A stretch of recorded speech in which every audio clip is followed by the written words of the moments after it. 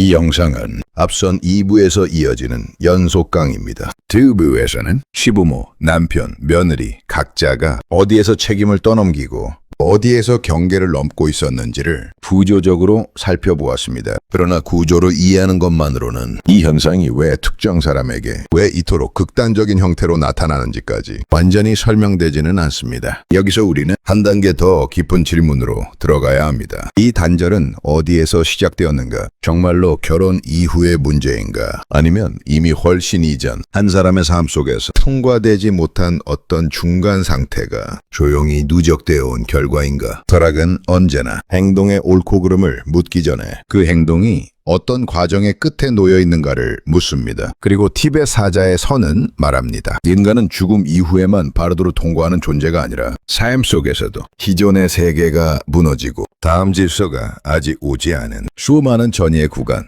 즉 바르도를 반복해서 통과한다고. 이 관점에서 보면 오늘 우리가 마주하는 극단적인 관계 단절, 특히 시부모와 완전히 절연하는 며느리라는 현상은 어느 날 갑자기 생겨난 성격 문제가 아니라 통과되지 못한 바르도가 성인기 관계 속에서 다시 모습을 드러낸 결과로 읽힐 수 있습니다. 이제부터 우리는 이 현상을 도덕의 언어가 아니라 과정과 구조의 언어로 다시 바라보려 합니다. 바로 여기서부터 3부의 이야기가 시작됩니다. 우리는 어떤 관계가 무너질 때 가장 먼저 도덕을 호출합니다. 저건 예의가 아니다. 저건 인성이 문제다. 저건 정상적인 사람이 아니다. 그러나 철학은 언제나 우리에게 이렇게 묻습니다. 정말로 그것이 그 사람의 본질인가?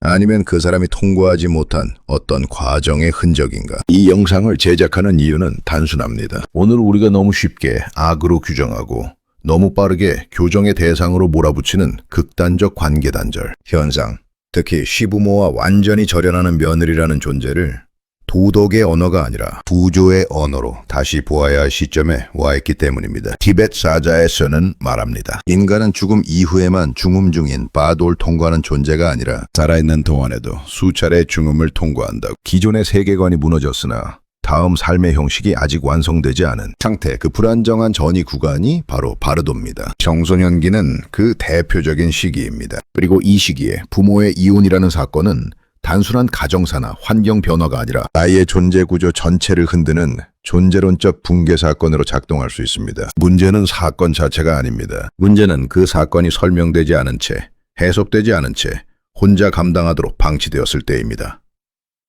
티벳 사자의 선은 중음 상태에서 공포의 형상에 집착하면 그것이 곧 업결이 된다고 말합니다. 즉, 통과하지 못한 두려움은 사라지지 않고 형태를 받고 반복된다는 뜻입니다. 이 영상이 경고하고자 하는 지점이 바로 여기에 있습니다. 오늘 우리가 목격하는 극단적인 며느리의 단절, 차단, 절연 행동은 어느 날 갑자기 생겨난 성격 결함이 아닙니다. 그것은 과거의 중음이 통과되지 못한 채 성인기 관계라는 무대에서 다시 재현되는 현상입니다. 시부모와의 관계는 단순한 인간관계가 아닙니다. 그 관계는 무의식적으로 또 다른 부모, 또 다른 권위, 또 다른 가족 구조를 호출합니다. 따라서 청소년기에 붕괴된 세계관, 상실된 감정적 보호자, 왜곡된 관계 신뢰 기준이 가장 빠르고 가장 강하게 재생되는 무대가 바로 이 자리입니다. 이 지점에서 우리는 반드시 경계해야 합니다. 이 현상을 이해하지 못한 채 도덕적 비난으로 접근하면 참아라,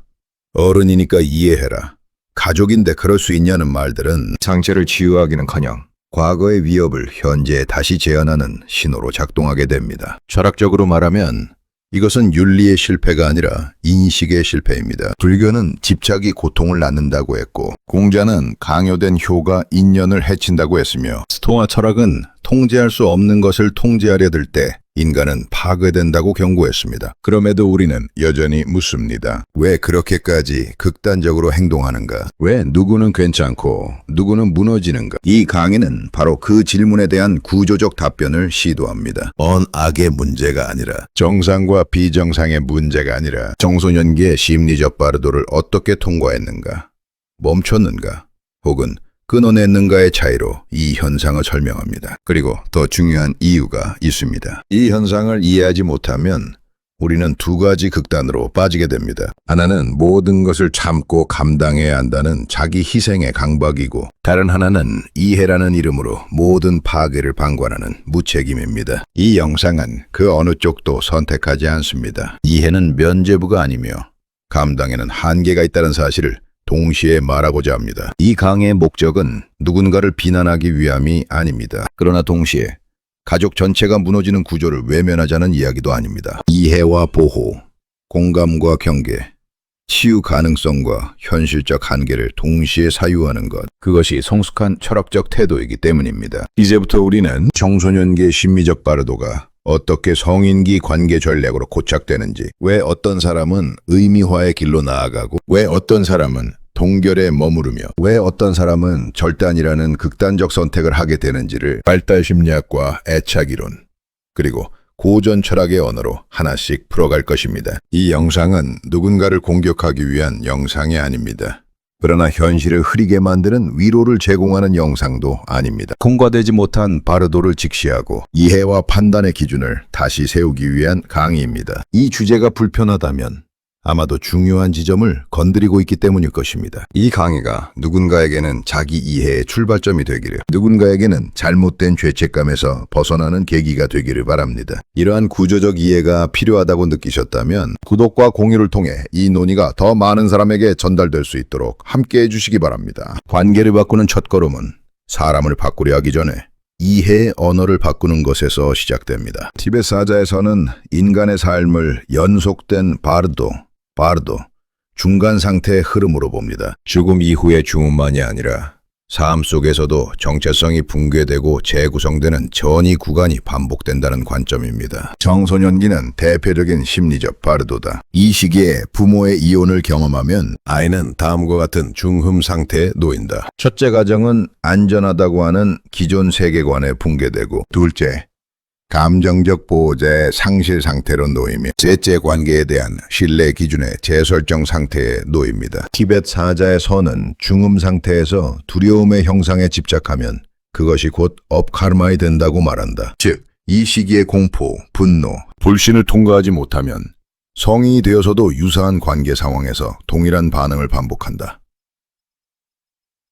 시부모와의 관계는 또 다른 도모, 권위, 가족 구조이기에 과거의 중음이 재현되기 가장 쉬운 무대입니다. 같은 환경을 겪고도 왜 어떤 아이는 심리적 붕괴 상태에 빠지고 어떤 아이는 그렇지 않은가에 대한 문제입니다. 특히 청소년기에 부모의 이혼을 경험했을 때 나타나는 세 가지 핵심 심리 상태, 즉 세계관 붕괴, 감정적 보호자 상실 관계, 신뢰 기준의 재설정이라는 심리적 바르도가 왜 어떤 아이에게는 깊게 고착되고 어떤 아이에게는 그렇지 않은지를 구조적으로 설명하고자 합니다. 이 강의는 개인의 성격 차이를 넘어 인지발달, 애착, 구조, 의미화, 능력, 환경적 완충장치라는 네 개의 축을 중심으로 전개됩니다. 청소년기는 단순한 성장 단계가 아니라 존재론적 전환기입니다. 이 시기의 아이는 더 이상 부모의 설명을 그대로 수용하지 않으며 동시에 아직 자기만의 세계관을 완성하지도 못한 상태에 놓여 있습니다. 티베트 사자의 서의 표현을 빌리면 이는 이전 삶의 형식이 해체되었으나 다음 삶의 형식이 아직 확정되지 않은 중음바르도의 상태와 정확히 일치합니다. 이 시기에 부모의 이혼이라는 사건은 단순한 가족 구조의 변화가 아닙니다. 그것은 아이의 내부에서 다음과 같은 근본 명제를 무너뜨립니다. 첫째, 세계는 예측 가능하다는 명제를 무너뜨리고, 둘째, 어른은 문제를 해결한다는 명제를 무너뜨리며, 셋째, 가까운 관계는 나를 보호한다는 명제를 무너뜨립니다. 이 명제들이 무너질 때 아이는 슬픔을 느끼기 이전에 존재적 불안에 노출됩니다. 문제는 이 불안을 해석하고 통과할 수 있는 내적 언어가 아직 충분히 형성되지 않았다는 데 있습니다. 다음과 같은 세 가지 중음 상태가 고착되는 이유로 아이의 내부에서 근본 명제를 무너뜨립니다. 첫째, 세계관 붕괴가 트라우마로 남는 경우에 아이의 내부에서 근본 명제를 무너뜨립니다. 모든 아이가 부모의 이혼을 경험하면 세계관이 흔들립니다. 그러나 어떤 아이에게는 이것이 조정으로 끝나고 어떤 아이에게는 붕괴로 고차로 고착됩니다. 차이는 설명을 받았는가, 방치되었는가에 달려 있습니다. 이혼 과정에서 아이가 사건의 의미를 해석할 기회를 얻지 못하면 아이는 다음과 같은 결론에 도달합니다. 세계는 설명되지 않는다. 그러므로 믿을 수 없다. 이 결론이 굳어지면 이후의 관계에서도 아이는 이해보다 차단을 먼저 선택하게 됩니다. 둘째, 감정적 보호자 상실이 치명적이 되는 경우 아이의 내부에서 근본 명제를 무너뜨립니다. 부모가 모두 존재하더라도 이혼 과정에서 부모가 자기 감정에 압도되면 아이는 정서적 고아 상태에 놓입니다. 문제는 보호자의 부재가 아니라 정서적 가용성, 즉 emotional availability의 상실입니다. 반대로 이혼을 경험했어도 아이 곁에 감정을 담아줄 수 있는 어른이 한 명이라도 존재했다면 중음 상태는 통과됩니다. 보호자는 반드시 친부모일 필요는 없습니다. 셋째는 관계 신뢰 기준이 왜곡되는 경우 아이의 내부에서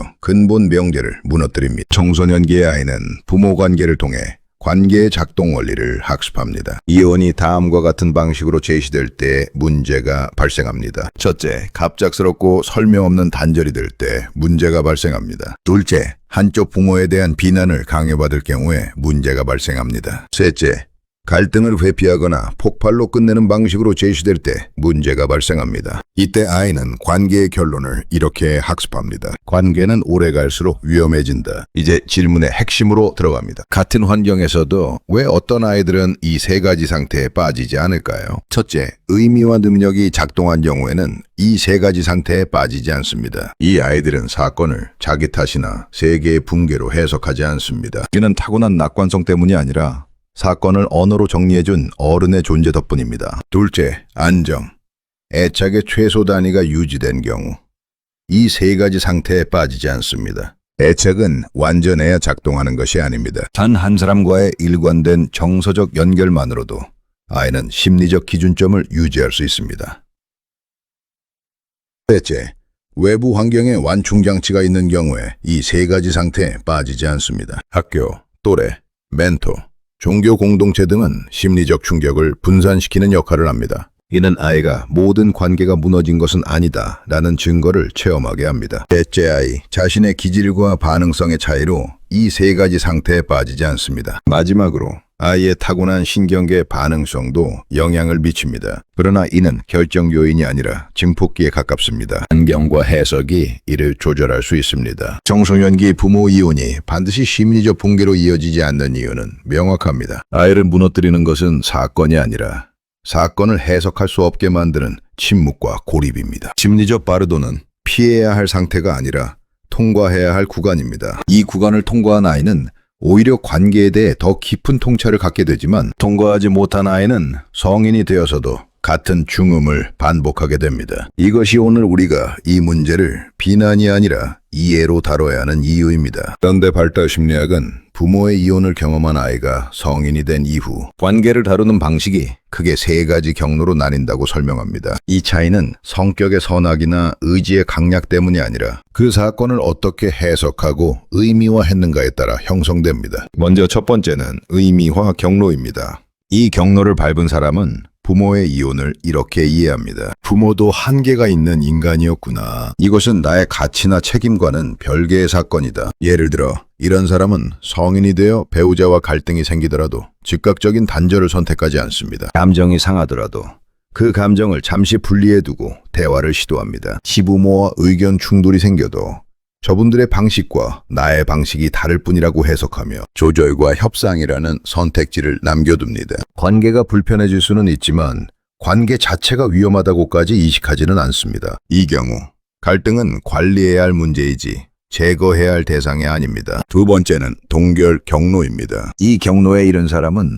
부모의 이혼을 충분히 설명받지 못한 채 성장한 경우가 많습니다. 그래서 마음속에서 그 사건이 이해되지 않은 상태로 멈춰 있습니다. 겉으로는 잘 지내는 것처럼 보이지만 특정 갈등 상황이 오면 감정이 갑자기 얼어붙거나 과도하게 방어적인 반응을 보입니다. 예를 들면 시부모가 사소한 부탁을 했을 때 겉으로는 웃으며 응하지만 속으로는 큰 불안을 느낍니다. 그러나 그 불안을 말로 풀어내지 못하고 대신 연락을 줄이거나 만남을 미루는 방식으로 거리를 둡니다. 완전한 절연까지는 가지 않지만 관계가 깊어질수록 불편함이 커지고 갈등 상황에서는 회피나 침묵으로 대응합니다. 이 경우 관계는 유지되지만 언제나 긴장 상태에 놓여 있습니다. 세 번째가 바로 시부모와 전화 차단, 주소 차단, 연락을 두절하는 절단 경로이며 우리가 흔히 말하는 극단적 며느리 유형이 여기에 해당합니다. 이 경로에 이른 사람은 어린 시절의 경험을 통해 마음속에 하나의 신념을 형성합니다. 관계는 언제든 나를 무너뜨릴 수 있는 위험한 것이다. 그래서 갈등의 조짐이 보이는 순간 이들은 조율이나 대화를 시도하지 않습니다. 시부모의 전화 한 통, 예상치 못한 방문, 의견 차이 하나만으로도 과거의 불안이 즉각 활성화됩니다. 그 결과 이들은 조정 이전의 차단, 연결 이전의 제거라는 생존 전략을 선택합니다. 전화는 차단되고 주소는 숨겨지며 관계는 설명 없이 끊어집니다. 이 행동은 예의 없음이나 악이라기보다 본인에게는 살아남기 위한 즉각적인 방어 반응에 가깝습니다. 중요한 점은 이 세 경로 모두 의식적인 선택이라기보다 발달 과정에서 학습된 관계 처리 방식이라는 사실입니다. 그렇기 때문에 이 구조를 이해하지 못한 채 도덕이나 인내만을 요구하면 오히려 갈등은 더 깊어지고 분절은 더 빨라질 수 있습니다. 이 내용을 바탕으로 다음 단계에서는 이 각 경로가 배우자 관계와 시부모 갈등에서 어떻게 충돌하는지, 그리고 어디까지 감당해야 하고 어디서 멈춰야 하는지를 이어서 설명할 수 있습니다. 청소년기에 부모의 이혼을 경험한 이후 왜 개인이 서로 전혀 다른 성인기, 관계 방식으로 나아가게 되는지를 현대 발달 심리학의 관점에서 설명합니다. 같은 사건을 겪었음에도 어떤 이는 관계를 조절하며 살아가고 어떤 이는 불안 속에 머무르며 어떤 이는 극단적 단절을 선택합니다. 이 차이는 선악이나 성격의 문제가 아니라 사건을 처리한 심리 경로의 차이입니다. 현대 심리학은 이를 크게 세 가지 경로, 즉 의미화 경로, 동결 경로, 절단 경로로 설명합니다. 이 세 경로는 청소년기 심리적 바로도를 어떻게 통과했는지에 따라 갈라진 결과입니다. 위의 세 가지 경로를 예시해 보겠습니다. 첫 번째 경로는 가장 안정적인 극복 방식인 의미화 경로입니다. 이 경로에 들어선 아이들은 부모의 이혼을 경험했지만 그 사건을 자기 정체성의 붕괴로 받아들이지 않습니다. 이 아이들은 이혼을 이렇게 해석합니다. 부모가 실패한 것이지 가정이라는 개념 자체가 거짓은 아니다. 이 해석이 가능했던 이유는 사건 그 자체보다도 사건을 설명해주는 어른의 언어가 존재했기 때문입니다. 이혼의 책임이 아이에게 있지 않다는 점, 어른의 관계 문제는 어른의 한계에서 비롯된 것이라는 점을 반복적으로 들은 아이는 사건을 자아와 분리할 수 있습니다. 이 과정에서 아이는 중요한 능력을 획득합니다. 바로 메타인지, 즉 한 발 떨어져 상황을 바라보는 능력입니다. 이 능력이 성인기 관계의 핵심 자산이 됩니다. 성인기 예시를 살펴보면은 이 경로를 거친 며느리는 시부모와 갈등이 생겼을 때 이렇게 반응합니다. 이건 관계의 문제이지 나라는 사람의 가치 문제는 아니다. 그래서 감정이 격해지기 전에 선을 긋고 대화를 조절하며 필요하면 중재자를 찾습니다. 완벽한 관계를 기대하지 않지만 관계를 유지하기 위한 협상 가능성은 열어둡니다. 즉, 의미와 경로의 사람들은 관계를 성공 아니면 실패로 보지 않고 조정 가능한 구조물로 인식합니다. 두 번째 경로는 가장 흔하지만 가장 오해받는 동결 경로입니다. 이 경로의 핵심은 상처가 크지 않아서가 아니라 상처를 처리할 언어와 시간이 없었다는 데 있습니다. 이 아이들은 부모의 이혼을 경험했지만 누구도 그 의미를 설명해 주지 않았습니다. 울고 싶어도 울 이유를 모르고 화가 나도 화낼 대상을 정하지 못한 채 감정이 멈춥니다. 심리학적으로 이는 정서적 동결, emotional freezing 상태입니다. 동결된 아이는 겉으로는 비교적 안정적으로 성장합니다. 문제 행동도 적고 학업이나 사회생활도 무난합니다. 그러나 관계의 깊이가 깊어질수록 특히 가족 간 갈등 상황에서 불안이 증폭됩니다. 성인기 예시를 살펴보면은 동결 경로의 며느리는 시부모에게 다음과 같은 태도를 보입니다. 첫째, 연락이 오면 부담스럽지만 완전히 차단하지는 못합니다. 둘째, 방문은 불편하지만 거절하면 죄책감을 느낍니다. 셋째, 갈등이 생기면 속으로 쌓아두다 어느 순간 폭발해버립니다. 이들은 관계를 끊고 싶지도 잘 맺고 싶지도 않은 상태에 머뭅니다. 관계는 유지되지만 정서적 연결은 얕고 불안정합니다. 이 경로의 특징은 회피가 아니라 미해결 상태의 지속입니다. 세 번째 경로는 가장 극단적이며 사회적 비난을 가장 많이 받는 절단 경로입니다. 이 경로에 들어선 아이들은 부모의 이혼을 단순한 사건이 아니라 관계 자체의 위험성에 대한 징조로 받아들입니다. 이들에게 이혼은 이렇게 각인됩니다. 가까워지면 반드시 다친다. 이 신념은 감정이 아니라 생존 전략으로 고착됩니다. 갈등을 해결해 본 경험이 없고 갈등이 항상 단절로 끝났기 때문에 이 아이에게 가장 안전한 선택은 갈등 이전에 관계를 제거하는 것입니다. 이 아이의 성인기를 예시해 보면은 벌단 경로의 며느리는 시부모 관계에서 다음과 같은 행동을 보입니다. 첫째, 사소한 간섭도 침범으로 인식하고, 둘째, 불편한 감정이 들면 즉각 연락 차단해 버립니다. 셋째, 주소 비공개, 방문 거부, 완전 절연을 해버립니다. 겉으로 보면 냉정하고 이기적으로 보일 수 있으나 이 전략은 이들에게 심리적 생존을 보장해준 유일한 방식입니다. 이들은 관계를 맺지 않아서 고립된 것이 아니라 관계를 맺으면 붕괴된다는 기억 속에서 살아갑니다. 이 세 경로는 옳고 그름의 문제가 아닙니다. 모두 아이 나름의 생존 방식입니다. 차이는 단 하나. 청소년기의 심리적 빠르도를 해석하며 통과했는가, 멈췄는가, 끊어냈는가입니다. 우리가 이 문제를 이해해야 하는 이유는 분명합니다. 극단적 행동을 교정하기 전에 그 행동이 왜 형성되었는지를 먼저 이해하지 않으면 어떤 개입도 또 다른 상처가 되기 때문입니다. 관계의 회복은 설득으로 시작되지 않습니다. 안전하다는 경험이 축적될 때만 가능해집니다. 극단적 며느리는 더 약해서가 아니라 심리적으로 가장 일관된 자기 보호 전략을 택한 경우가 많습니다. 이러한 현상은 정신병, 사이코시스나 유전병으로 부유되지 않는다. 다음과 같이 정리할 수 있습니다. 정신병리학적 관점에서 보면, 첫째, 현실 검증 능력은 정상이고, 둘째, 망상이나 환각 상태가 없으며, 셋째, 사회적 기능 일부를 유지합니다. 따라서 정신병 범죄에 해당하지 않습니다. 그렇다면 유전적 요인은 있을까요? 유전은 기질, 템퍼러멘트 수준의 영향이 있습니다. 불안민감성, 회피 성향을 강화할 수는 있으나 결정 요인은 아닙니다. 정확한 분류는 애착 손상 기반의 적응 전략입니다. 이는 병이 아니라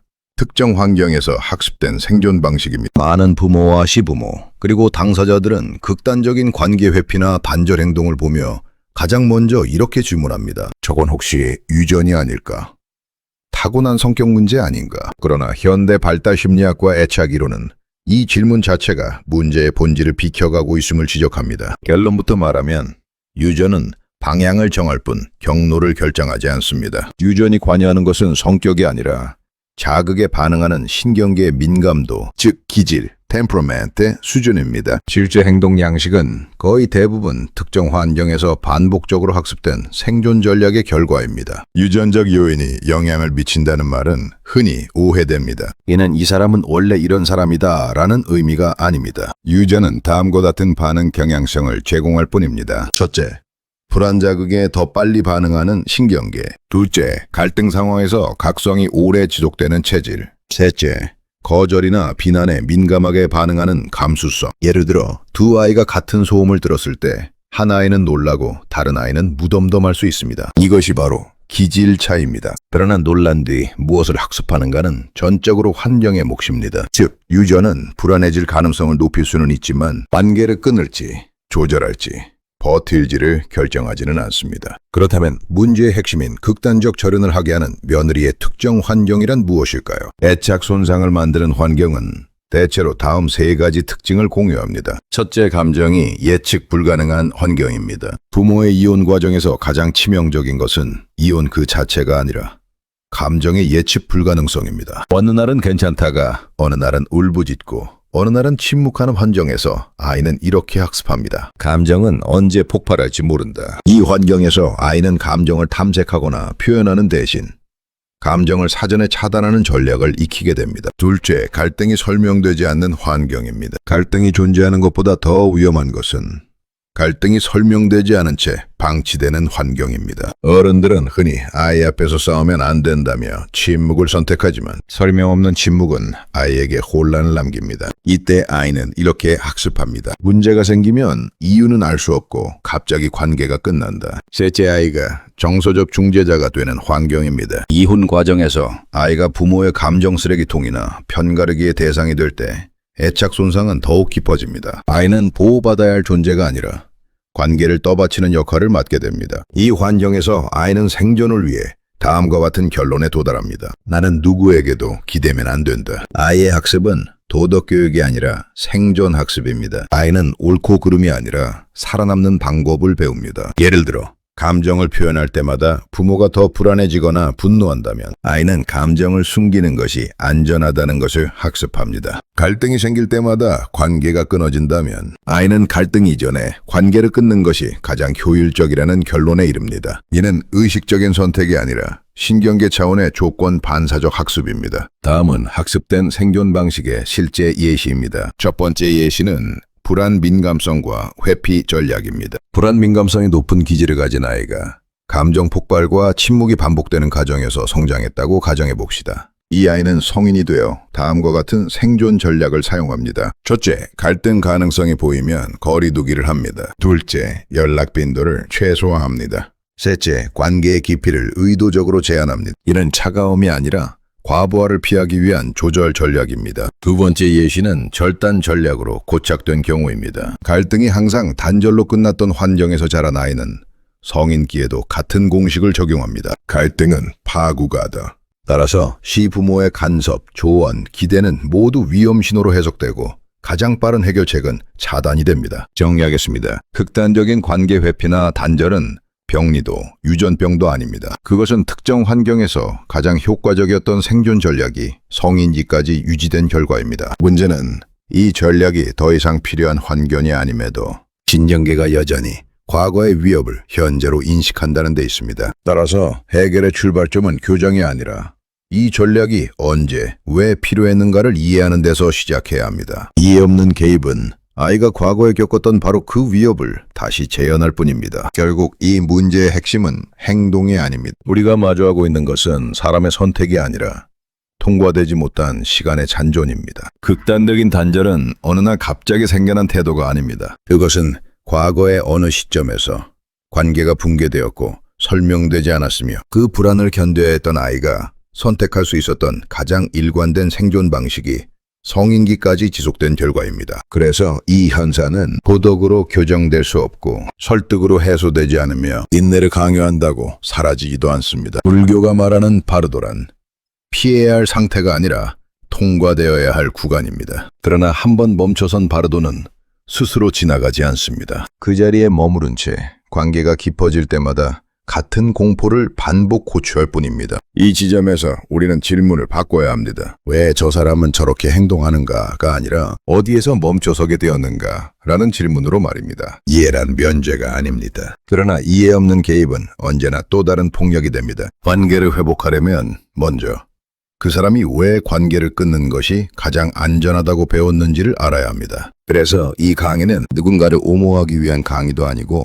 누군가를 고발하기 위한 강의도 아닙니다. 통과되지 못한 심리적 바르도를 직시하고 그 바르도가 어떻게 성인기의 관계 전략으로 굳어졌는지를 있는 그대로 이해하기 위한 시도입니다. 그리고 여기까지가 2부에 이어 이번 3부에서 우리가 반드시 짚고 넘어가야 할 구조적 배경입니다. 이제 다음 단계로 넘어가야 합니다. 이렇게 형성된 생존 전략이 가장 가까운 관계인 배우자 관계에서는 어떻게 작동하는가? 왜 어떤 부분은 버티고 왜 어떤 부분은 침묵 속에 얼어붙으며 왜 어떤 관계는 이혼이라는 단어를 너무 빠르게 호출하게 되는가? 이 질문에 대한 답은 다음 영상 4부에서 이어집니다. 3부에서 살펴본 구조가 현실의 부부 갈등과 결혼 생활 속에서 어떤 모습으로 드러나는지를 구체적으로 해부해 보겠습니다.